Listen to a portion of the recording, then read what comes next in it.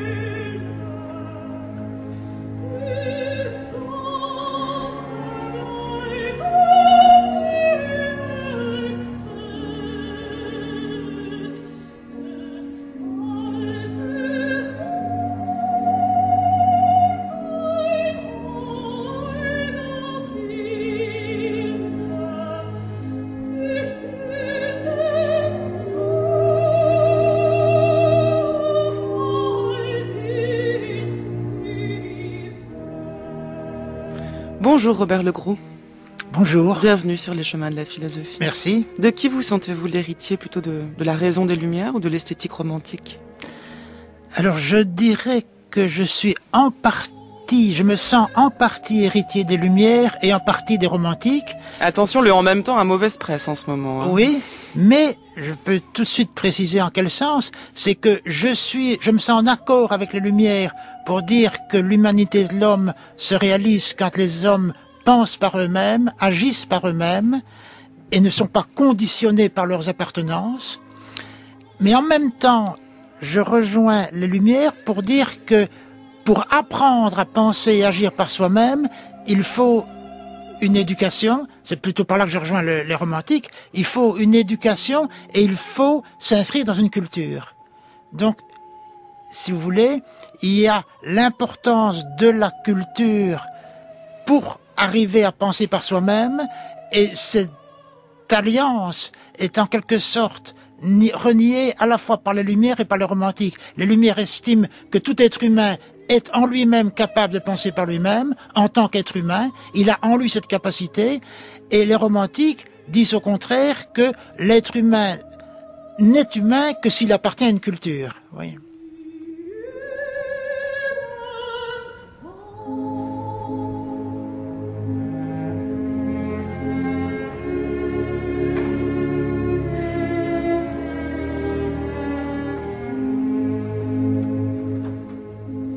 On va prendre le temps de définir ensemble cet terme, Robert Legros, parce que finalement, quand on lit vos ouvrages, notamment l'idée d'humanité qu'on trouve aux éditions Grasset, mais aussi l'humanité éprouvée chez Classique Garnier, quand on lit l'article de vous, enfin l'entretien que vous avez accordé à Philosophie Magazine dans le hors-série qui paraît ce mois-ci sur les Anti-Lumières, on se rend compte que par romantique, qu'on a une vision extrêmement réductrice de ce qu'on appelle romantisme.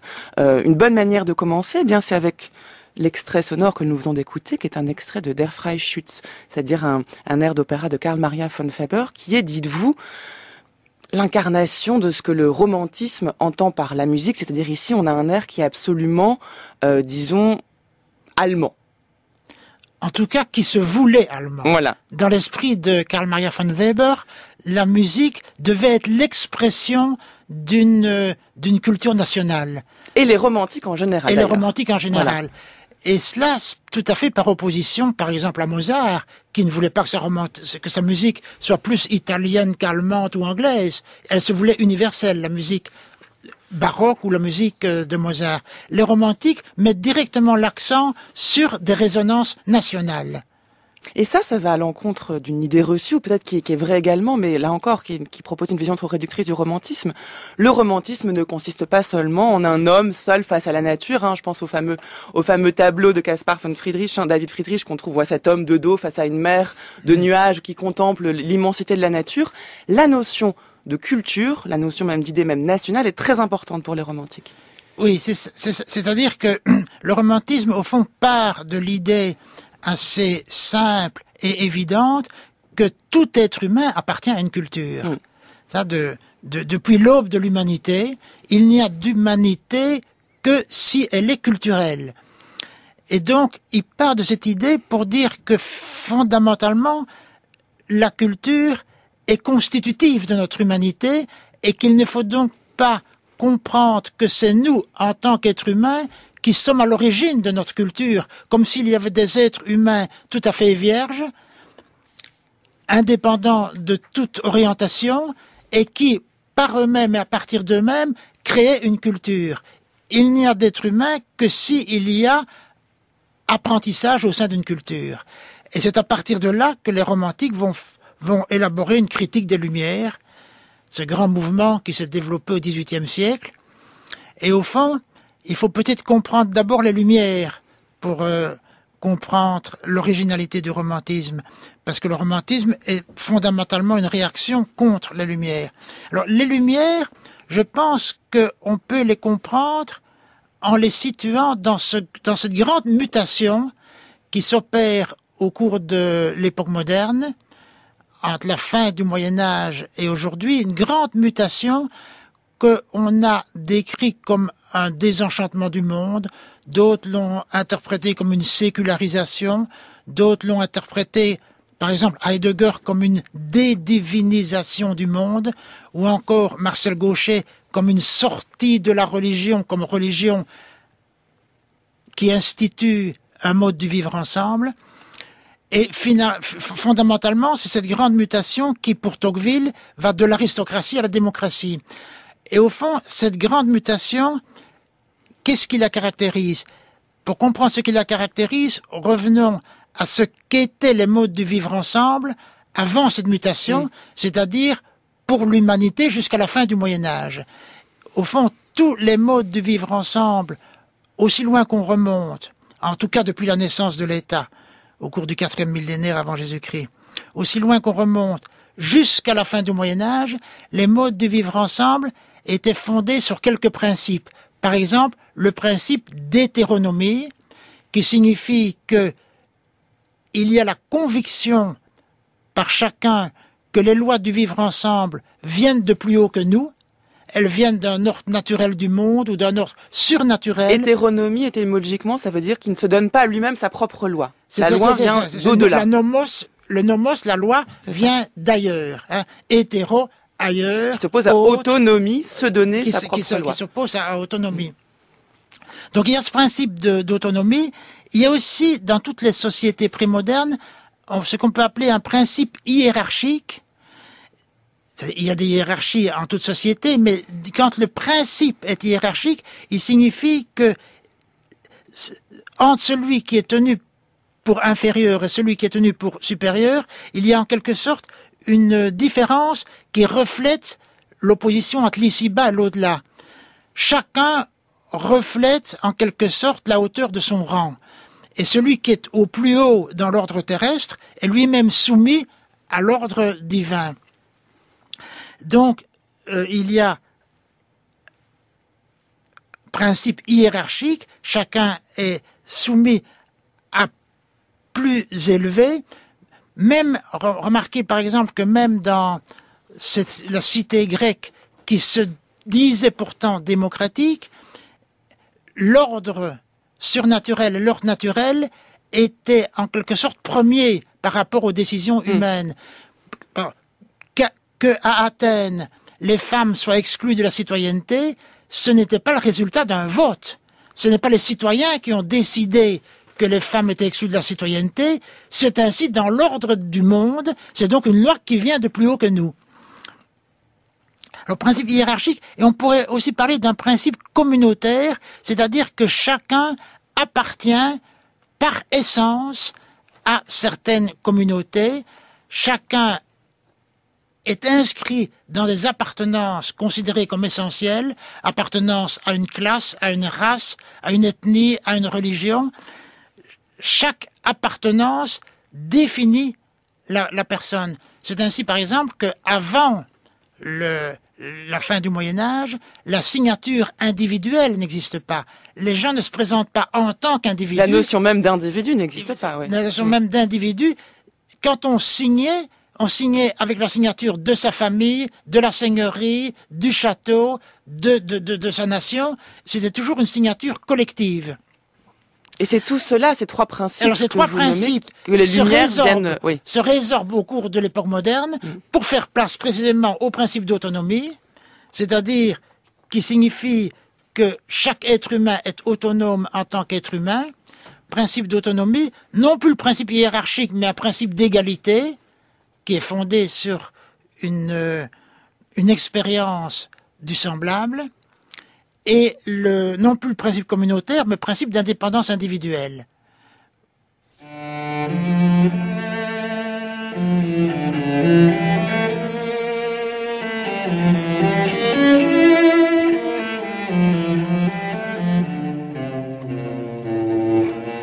Qu'est-ce que les Lumières?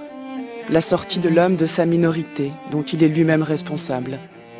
Minorité, c'est-à-dire incapacité de se servir de son entendement, sans la direction d'autrui, minorité dont il est lui-même responsable, puisque la cause en réside non dans un défaut de l'entendement, mais dans un manque de décision et de courage de s'en servir sans la direction d'autrui. Sapere aude, ose penser, aie le courage de te servir de ton propre entendement, voilà la devise des Lumières. La paresse et lâcheté sont les causes qui expliquent un si grand nombre d'hommes, après que la nature les a affranchis depuis longtemps d'une direction étrangère, restent cependant volontiers leur vie durant mineurs, et qu'il soit si facile à d'autres de se poser en tuteur des premiers. Il est si aisé d'être mineur. Si j'ai un livre qui me tient lieu d'entendement, un directeur qui me tient lieu de conscience, un médecin qui décide pour moi de mon régime, etc., je n'ai vraiment pas besoin de me donner de peine moi-même. Je n'ai pas besoin de penser, pourvu que je puisse payer. D'autres se chargeront bien de ce travail ennuyeux. Que la grande majorité des hommes, y compris le sexe faible tout entier, tiennent aussi pour très dangereux ce pas en avant vers leur majorité, outre que c'est une chose pénible, c'est ce à quoi s'emploient fort bien les tuteurs, qui très aimablement ont pris sur eux d'exercer une haute direction sur l'humanité.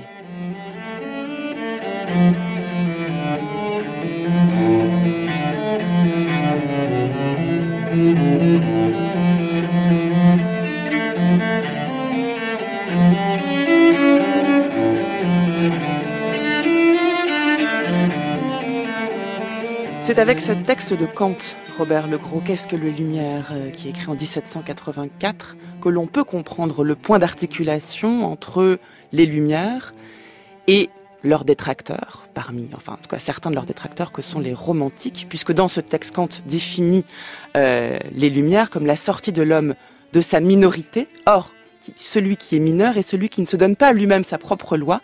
Et d'où vient cette loi pour Kant? De la raison. C'est la raison émancipatrice, universelle, qui va libérer l'homme de son joug, et c'est contre ce postulat que s'opposent les romantiques. Oui.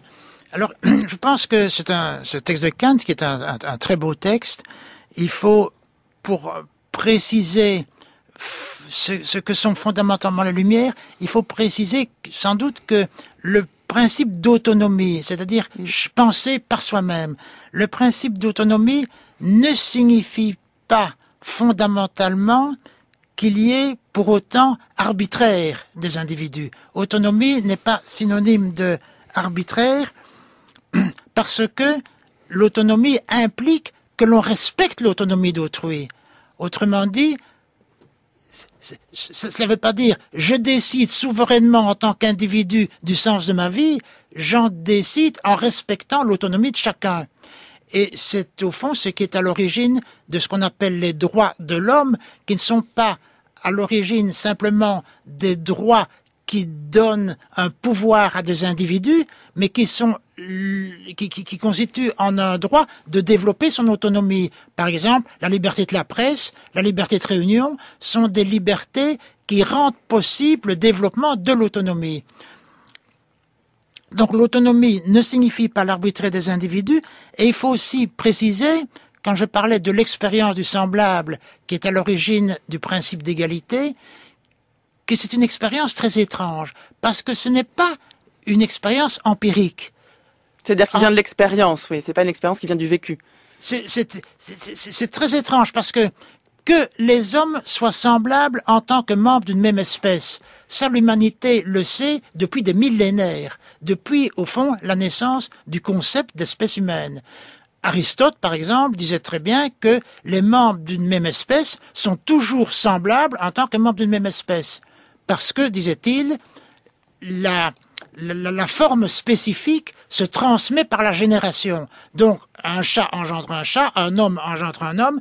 Chaque membre d'une espèce est semblable aux membres de l'autre, à tous les membres de l'espèce. Mais en même temps, cette similitude qui est empirique, autrui a comme moi 2 jambes, 2 yeux, un nez, un corps, cette similitude empirique qui est connue depuis des millénaires, n'est pas cette similitude qui est ressentie dans l'expérience démocratique, puis cette similitude, elle remonte à quelques siècles. Ce qui est ressenti dans la similitude démocratique, c'est que l'autre, précisément, est un être autonome en tant qu'homme. Je ressens que il peut décider par lui-même. C'est-à-dire que la reconnaissance de l'altérité, de l'égalité d'autrui ne découle pas de l'observation qu'autrui puisse me ressembler physiquement. C'est ça. C'est 2 plans différents. C'est pas du tout une similitude empirique, et c'est très étrange parce qu'en même temps, c'est une similitude sensible qui est très ressentie de manière sensible puisqu'elle est à l'origine de ce que Tocqueville va appeler la compassion universelle ou au fond la pitié universelle. Si j'ai pitié d'un semblable, qui qu'il soit, c'est précisément parce que je ressens qu'il est comme moi, je ressens ce qu'il ressent. Alors que, avant la période moderne, quand, devant la souffrance de quelqu'un qui est considéré comme autre que moi, parce qu'il n'est pas de la même classe, de la même nation ou du même sexe, etc., cette souffrance n'engendrait pas la pitié. Il n'y avait de souffrance qu'à l'égard des membres de sa caste, dit Tocqueville. Alors, on va venir à Tocqueville dans un instant, mais il faut encore continuer de préciser les choses pour bien qu'on puisse saisir les enjeux de cette discussion qui est vraiment passionnante parce qu'elle met en scène, elle met en jeu des idées qu'on emploie souvent sans forcément les définir. Comme les Lumières, les romantiques. Alors déjà, précisons, pardon, on l'a pas encore fait. Les romantiques, en fait, ça veut pas dire grand-chose. C'est pas un courant de pensée qui se revendique comme tel, Robert Oui, Le Gros. c'est ça, tout à fait. C'est-à-dire que c'est après coup qu'on a réuni des auteurs qui étaient singulièrement très différents les uns des autres sous une même étiquette. Et on a pu le faire notamment en parlant du romantisme politique, parce que il y avait là un ensemble d'auteurs qui ont estimé que l'être humain devait, pour vivre humainement, devait vivre selon une culture qui était prédonnée. C'est ça la différence. Donc, comme les Lumières, les romantiques proclament que les lois viennent de nous, et donc non pas de Dieu ou d'un ailleurs, mais la différence, l'énorme différence réside dans ce sens donné au nous. Les Lumières disent nous, les lois viennent de nous en tant que sujet individuel et rationnel. Les romantiques vont dire nous, c'est notre culture, ce sont nos coutumes. C'est-à-dire que l'homme universel n'existe pas pour les romantiques. Tout à fait. C'est donc nous, c'est, comme vous le dites, c'est notre culture. En même temps, c'est notre sensibilité. C'est une sensibilité collective. Alors, on voit très bien que cette opposition lumière-romantisme joue encore très fortement aujourd'hui. Par exemple, dans la question du voile. Dans la question du voile, un romantique dira, oui, chacun doit pouvoir vivre selon sa culture, donc le voile est tout à fait le bienvenu, même dans l'espace public. C'est-à-dire qu'on trouve chez les romantiques un respect de la culture, y compris des différentes cultures, puisque l'humanité de l'homme se trouve dans sa culture, quelle qu'elle soit. Oui, vous avez raison de souligner ce point-là, parce que avant, autrefois, lorsque régnait le principe d'hétéronomie, le principe hiérarchique, les autres étaient considérés comme autres, c'est-à-dire comme en deçà de la véritable humanité.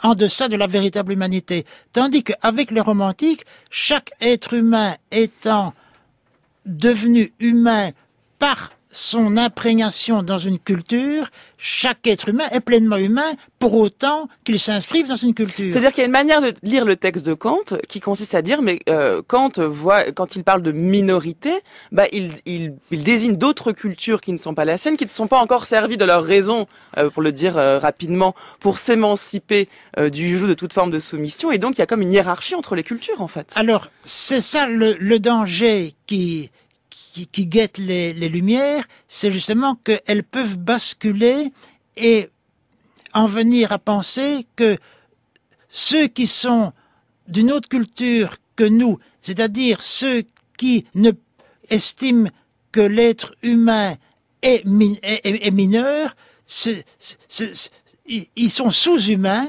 et par conséquent, il peut y avoir toute une partie d'esprits qui se sont revendiqués des Lumières et qui ont pu considérer que le colonialisme était parfaitement justifié. Par exemple, Marx, qui était entièrement du côté de ceux qui justifient le colonialisme, en disant « nous apportons la civilisation, nous apportons le fait que nous sommes majeurs, alors que eux sont mineurs ». Tandis que chez les romantiques, on a eu là une première forme d'anticolonialisme dès le 19e siècle, parce qu'ils considéraient qu'il fallait maintenir les êtres humains dans leur propre culture. Et donc c'est un mouvement étrange, parce qu'il est à la fois très conservateur, dirait-on, aujourd'hui, puisque les règles doivent être basées sur la tradition, sur la culture, donc sur la tradition, donc conservateur, mais en même temps anticolonialiste, alors que les Lumières sont progressistes et ont basculé du côté du colonialisme. Vous voyez comme les choses peuvent être complexes. Et ça veut dire que aujourd'hui, les partisans de ce qu'on appelle le multiculturalisme aujourd'hui sont les héritiers des Lumières.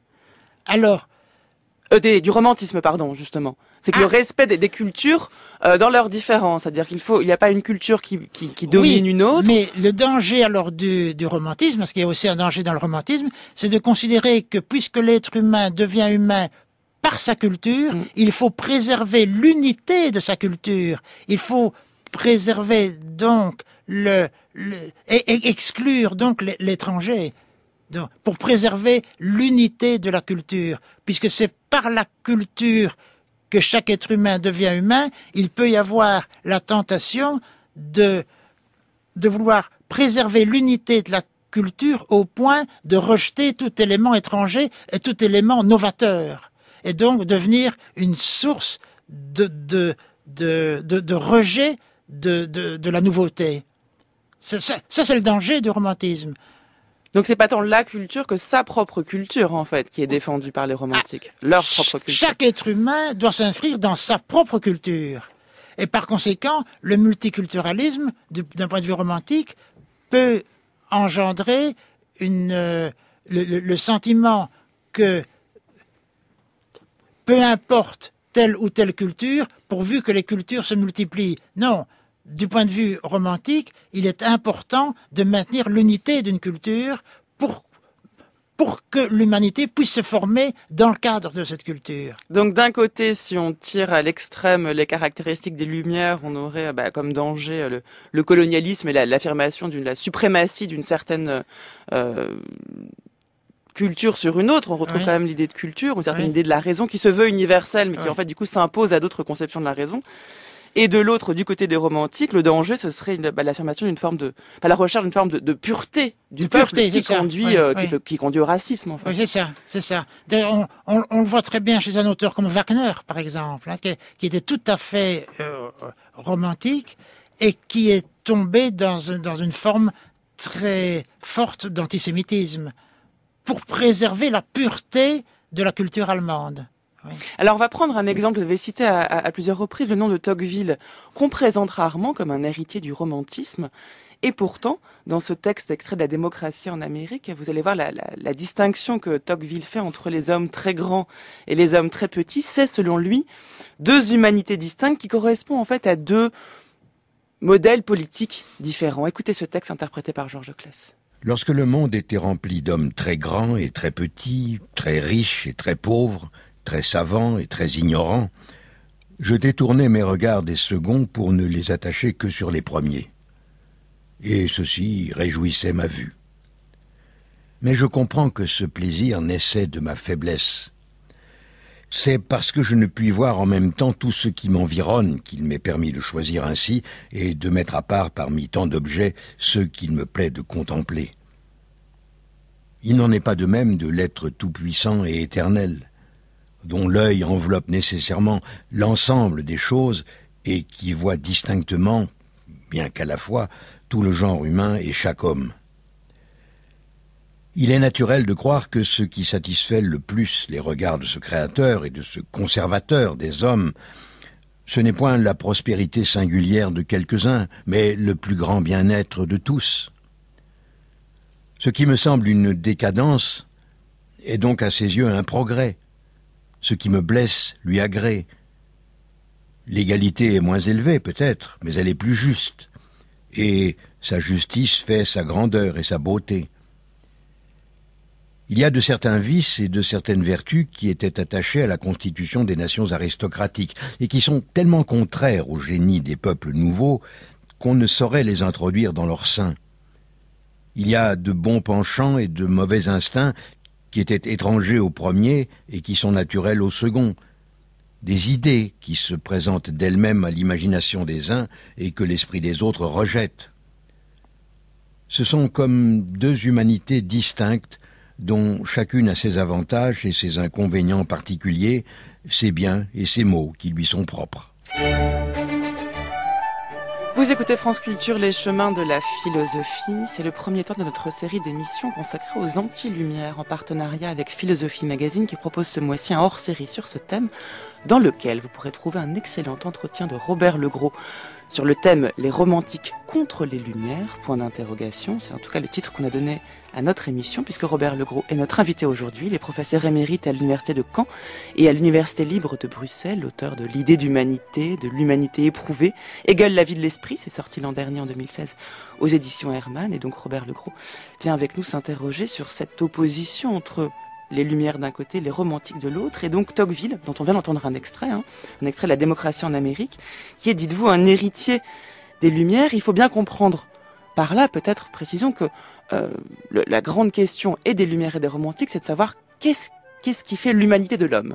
Qu'est-ce qui est, d'un côté la raison, de l'autre la culture. Ce texte de Tocqueville qui vient d'être cité, c'est un très beau texte qui fait d'ailleurs partie de sa conclusion générale de son grand livre sur l'Amérique. Et dans cette conclusion générale, comme on peut le remarquer, il est d'une part héritier des Lumières et d'autre part du romantisme, parce que il soutient au fond deux choses contradictoires dans ce texte. D'une part, il soutient que l'humanité aristocratique et l'humanité démocratique sont deux humanités distinctes et incomparables, et que par conséquent, on ne peut pas juger l'une à partir des critères de l'autre, et par conséquent, il reconnaît là que chaque culture est à la source de ses propres normes, et par conséquent, il nous conduit vers un relativisme qu'il assume. On ne peut pas dire que la démocratie ou l'aristocratie est plus juste. La démocratie est plus juste selon les critères démocratiques, l'aristocratie est plus juste selon les critères aristocratiques. Donc là, il est enclin à nous conduire vers une forme de relativisme radical, et d'un autre côté, alors, il en vient à justifier la démocratie en disant l'égalité est plus juste, mais il n'y arrive que par une certaine forme de dogmatisme, puisqu'il présente la démocratie comme plus juste si on se met du point de vue de Dieu. C'est ce qu'il fait dans le texte, d'ailleurs. Il se met vraiment du point de vue de Dieu. Si on se met du point de vue de Dieu, du point de vue de Dieu, la démocratie est plus juste. Mais je dis une certaine forme de dogmatisme, parce que qui peut prétendre que nous pouvons connaître le point de vue de Dieu? Alors, de quel Dieu s'agit-il? Il s'agit justement d'un Dieu du monothéisme, non pas du tout d'un Dieu du polythéisme. Donc, il s'agit de s'inscrire dans une forme de culture pour considérer que la démocratie est plus juste. Quand il dit qu'elle est plus juste, il le dit d'une manière, disons, dogmatique. Donc, il passe d'une forme de relativisme généralisé à une forme de dogmatisme. Parce que il est balancé, justement, entre un principe qui vient des Lumières et qui effectivement, il estime que c'est un principe juste, à savoir que l'égalité est plus juste, et un principe qui vient du romantisme, à savoir chaque culture ne peut être jugée que sur la base des critères de cette culture. Et il passe de l'un à l'autre. Cette tension-là est présente. Voilà, c'est là où Tocqueville est héritier en fait du conflit entre les Lumières et le romantisme. C'est ça. Mais ici, donc dans ce texte-là, il épouse à la fois, il épouse successivement, je veux dire, le point de vue des Lumières et le point de vue romantique. La question qui se pose en fait dans ce conflit entre les deux et qu'on trouve chez Tocqueville, c'est savoir dans quelle mesure le principe d'égalité entre tous les hommes est-il compatible avec le principe d'égalité entre les cultures. Ah oui, c'est une opposition parce que si du point de vue des romantiques, il y a égalité entre les cultures, c'est-à-dire toute culture qui ne cherche pas à s'universaliser est d'un rang équivalent à toute autre culture. Donc il y a égalité des cultures. Et du point de vue des romantiques, il y a égalité des cultures, sauf qu'ils dénonceront les cultures qui se prétendent universelles, c'est-à-dire qui prétendent se déculturaliser. Alors, du point de vue des Lumières, il y a une égalité des hommes, mais il n'y a pas égalité des cultures parce que il y a supériorité de la culture en laquelle on reconnaît l'égalité des hommes. Et donc, il y a toujours une sorte d'incompatibilité entre l'égalité des hommes et l'égalité des cultures. C'est d'ailleurs très significatif dans l'itinéraire de Hegel que dans sa jeunesse, il épouse complètement le point de vue d'une égalité des cultures. Il parle de la culture grecque, de la culture arabe, de la culture des Germains, comme des cultures qui ont élevé chaque fois des hommes à leur humanité. Et puis, dans sa maturité, il en vient à considérer que seule la culture occidentale européenne accède à une véritable rationalité. Elle est l'aboutissement de toutes les autres cultures, de la culture grecque, romaine et médiévale. Mais c'est difficile de voir en quoi finalement l'idée de raison peut s'opposer à l'idée de culture, parce que la culture n'est pas irrationnelle, la raison n'est pas exclue du domaine de la culture. Est-ce qu'on peut essayer de préciser les choses? Peut-être que c'est aussi que les tenants d'une raison dite émancipatrice et soi-disant universelle, eh bien, en fait, ce n'est que le masque de la volonté d'affirmer la supériorité d'une certaine culture. On peut formuler les choses ainsi. Oui, mais ce n'est pas nécessairement ainsi, parce que il peut y avoir une exigence de rationalité, par exemple dans les sciences. Dans les sciences expérimentales, il y a une exigence de rationalité qui n'implique pas du tout la supériorité d'une culture. C'est l'exigence de rationalité, l'exigence d'un libre examen, l'exigence d'exclure ce qui est douteux pour s'en tenir à des hypothèses qui doivent être confirmées. Toutes ces exigences relèvent d'un certain ordre de la raison qui sont pleinement justifiées dans le domaine des sciences. Et c'est ce que fait Descartes dans le domaine de la philosophie, et c'est ce que va lui reprocher Chateaubriand d'ailleurs. Exactement, oui, c'est ce que fait Descartes dans le domaine de la philosophie, mais en estimant que cela vaut pour dégager un fondement universel de toute norme. Ce n'est pas seulement pour dégager les principes d'une science, par exemple de la physique ou de la biologie, mais c'est pour dégager un fondement qui puisse être le fondement évident de toute norme. Et donc c'est en ce sens que, dès ses premières méditations, il examine toutes les opinions qu'il a reçues pour rejeter toute opinion en laquelle il estimerait qu'il peut y avoir un doute, qu'elles peuvent être douteuses. Et c'est un geste pour lui de reconstruction sur un socle stable, mais Chateaubriand va lui objecter en disant « Mais non, en fait, le geste de Descartes détruit tout. » Alors, le problème, c'est que Descartes considère que pour construire le bâtiment des sciences, il faut commencer, comme on le fait dans toute construction, par enlever le sable pour aller jusqu'au rocher. Et à partir du rocher, établir le nouvel immeuble. Mais ce que Chateaubriand, en quelque sorte, lui objecte, c'est que en dessous du sable, c'est peut-être encore du sable. Qui dit qu'en dessous du sable, il y a un rocher. Parce que toute réflexion, comme le soulignent les romantiques, toute réflexion s'inscrit dans une suite, dans une répétition. On se nourrit de ce que les anciens nous enseignent pour développer une réflexion.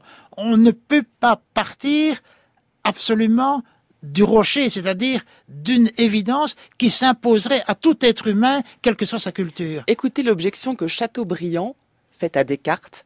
Il s'adresse directement à Descartes, à l'entreprise même cartésienne, en s'interrogeant sur l'esprit de cette secte que serait la secte cartésienne, qui est en fait la secte des Lumières. Écoutez. Descartes fit revivre le pyrrhonisme et ouvrir les sources du déluge de la philosophie moderne. La seule vérité, selon lui, consistait en son fameux argument « je pense, donc j'existe ». Il serait impossible d'entrer dans le détail de la philosophie des encyclopédistes. La plupart sont déjà oubliés, et il ne reste d'eux que la Révolution française. Quel fut donc l'esprit de cette secte ? La destruction. Détruire, voilà leur but. Détruire, leur argument. Que voulaient-ils mettre à la place des choses présentes ? Rien. C'était une rage contre les institutions de leur pays, qui à la vérité n'était pas excellente. Mais enfin, quiconque renverse doit rétablir, et c'est la chose difficile, la chose qui doit nous mettre en garde contre les innovations.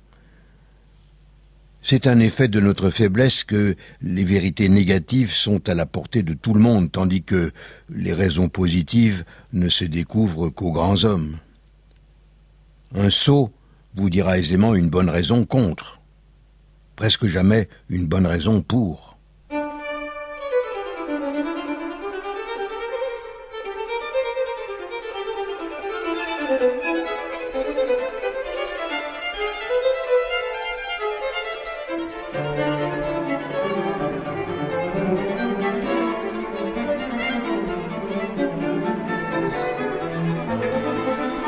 Vous écoutez France Culture, les chemins de la philosophie. Nous parlons des romantiques et des lumières aujourd'hui. Les romantiques sont-ils des anti-lumières, en compagnie du philosophe Robert Legros? On vient d'entendre un texte de François-René de Chateaubriand, qui est un texte parfait, parce qu'il termine avec cette phrase, hein, un sot vous dira aisément une bonne raison contre, presque jamais une bonne raison pour. En d'autres termes, il est beaucoup plus facile d'être contre que d'être pour. Or, les Lumières et Descartes, en chef de file, eh bien, sont contre un certain ordre établi, veulent soi-disant instruire un nouvel ordre, mais en fait, ils ne font que détruire ce qu'il y a. C'est là où on a la dimension traditionnelle, conservatiste des anti-lumières. Oui, mais en même temps, je serais ici tenté de me faire le défenseur de Descartes. Ah. Parce que si on suit de près le texte de Descartes, Descartes ne dit pas « j'arrive à une certitude absolue et voilà, j'ai rejeté toutes les opinions que j'ai reçues de la tradition et j'arrive enfin à un socle, à une certitude ». Parce que il est conduit, au fond, fondamentalement, à montrer que toute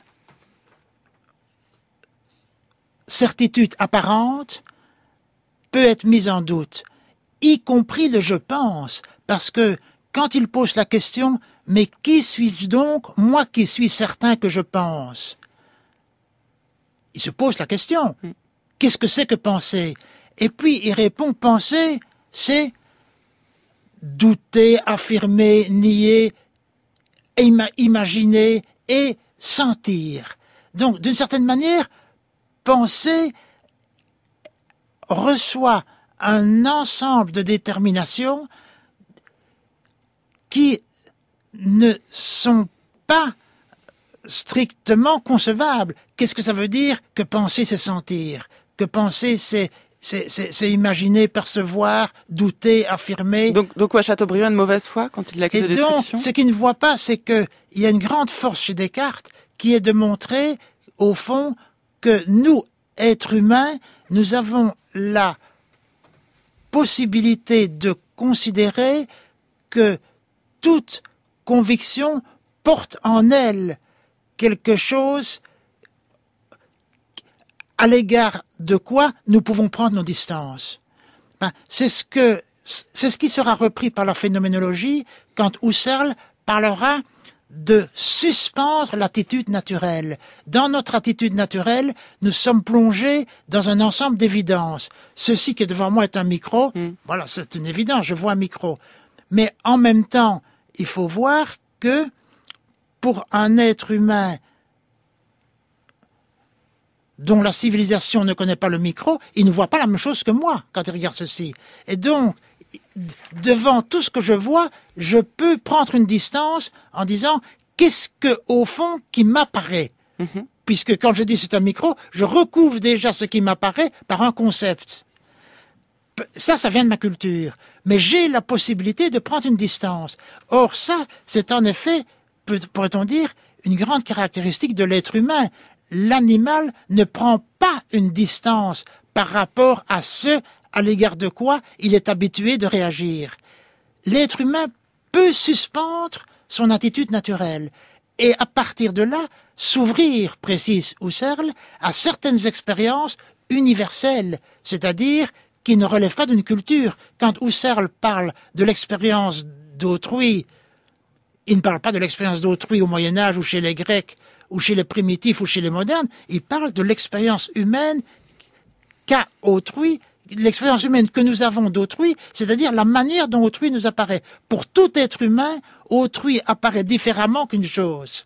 Ça, c'est quelque chose d'universel pour Husserl. La même chose à propos de Lévinas, quand Lévinas parle du visage, c'est pas il ne parle pas de visage au Moyen-Âge ou chez les Grecs ou à telle époque ou dans telle culture. Il y a une expérience du visage. Il y a donc quelques expériences phénoménologiques qui résident dans la manière dont une chose apparaît et qui peut être décrite de manière universelle, mais attention, les concepts viennent toujours d'une culture. Donc la phénoménologie est une sorte de réconciliation entre les Lumières et les Romantiques ? On pourrait, avec la phénoménologie, en tout cas faire une réconciliation entre le fait que l'être humain appartient à un monde, c'est toujours au sein d'un monde que nous réfléchissons, c'est toujours à partir de certains concepts qui nous viennent de notre culture, mais en même temps, nous pouvons nous ouvrir à des expériences qui sont, alors, préconceptuelles, qui ne sont pas recouvertes par un concept, mais qui sont des expériences proprement humaines. Ce sont les expériences phénoménologiques. Par exemple, l'expérience phénoménologique du temps. Ou pour prendre l'exemple Heidegger prend l'exemple d'une fugue de Bach qu'on entend avec les oreilles. Il dit mais si seulement si la chose entendue n'était ici rien de plus que ce qui vient frapper le tympan, on pourrait jamais entendre une fugue de Bach. C'est nous qui entendons la fugue de Bach et non l'oreille. Oui. Alors ça, c'est aussi très important, mais ça, c'est encore un autre point de la phénoménologie, c'est lorsque la phénoménologie souligne le fait que nos perceptions ne sont pas des impressions. Nous n'avons pas d'expérience du purement sensoriel. Je ne vois pas des impressions visuelles, je vois ce micro, je vois une fenêtre, je ne vois pas des impressions visuelles, je n'entends pas des impressions sensorielles, des impressions auditives. Ce que j'entends, c'est la musique de Bach ou telle chanteuse. D'ailleurs, c'est ce que disait également Husserl, nous n'entendons pas une impression auditive, mais la voix de la cantatrice. Donc, c'est une nouvelle conception du sensible. Nous sommes directement au niveau d'une organisation du sensoriel par des concepts. Mais en même temps, nous sommes, par l'expérience phénoménologique, au-delà du conceptuel. Parce que les concepts nous viennent d'une culture, mais dans l'expérience phénoménologique, nous sommes au-delà de l'expérience culturelle. Et donc, ça montre bien, du point de vue de la phénoménologie, que l'homme n'est pas conditionné. Il n'est pas conditionné par le sensoriel, comme on pourrait le penser par exemple chez les animaux. Il n'est pas conditionné par le sensoriel, puisqu'il voit des choses qui sont déjà conceptualisées, mais il n'est pas non plus conditionné par le conceptuel qui vient de la culture, parce que il a des expériences phénoménologiques qui sont au-delà du conceptuel. Autrement dit, l'être humain doit avoir l'expérience du fait qu'il n'est pas conditionné. Il n'est pas conditionné, on pourrait dire que ça c'est une expérience universelle. Tout être humain peut ressentir... Enfin, difficile quand même il faut quand même une certaine médiation culturelle pour comprendre et faire l'expérience de ce que vous dites aussi. Oui, mais on peut ressentir que dans le conditionnement, il y a une forme de déshumanisation. Si je réagis par pur conditionnement, je ne réagis pas humainement. Ça, c'est ce qui peut être ressenti dans toute culture, parce que quand une toute autre culture que la nôtre a l'expérience d'autrui comme subjectivité incarnée, pour le dire comme Husserl, mais il a une expérience qui n'est pas formée par sa propre culture. C'est une expérience humaine. Donc l'humanité de l'homme n'est pas forcément dans le sillage des Lumières, ni dans celui du romantisme, mais dans la phénoménologie. C'est vous qui l'affirmez, Robert Legros. Personnellement, je suis plutôt dans la ligne de la phénoménologie, c'est-à-dire j'accepte l'idée d'une appartenance de l'être humain à un monde dans lequel il peut puiser ses concepts, mais en même temps, la possibilité pour l'être humain de s'ouvrir à des expériences universelles. En même temps, jusqu'au bout. Voilà.